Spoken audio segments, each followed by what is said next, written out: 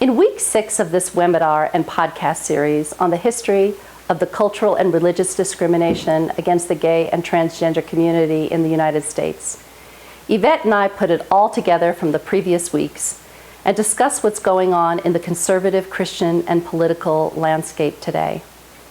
Two of the topics we discuss in this episode are celibacy and mixed orientation marriages.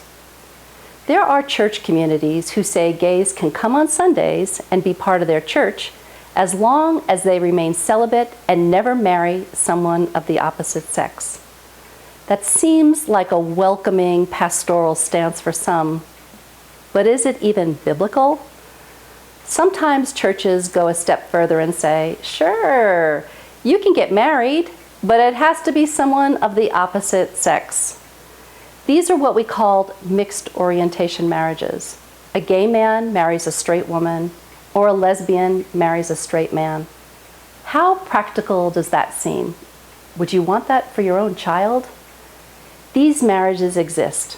So how can churches best support people who are in mixed orientation marriages, or those who choose to end them? We also discuss LGBT youth, especially those in Christian families. How can parents better ensure the safety and emotional health of their children? And finally, what are the resources are there for gay and transgender people and their allies who want to stay in their non-affirming churches and help others to effect change within those faith communities?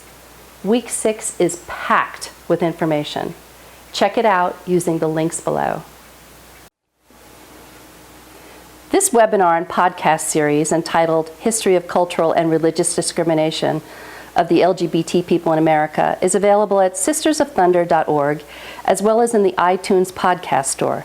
They're hosted by me, Kathy Baldock, Executive Director of Canyonwalker Connections, along with Yvette Cantu Schneider, former policy analyst for Family Research Council and former ministry leader for Exodus International.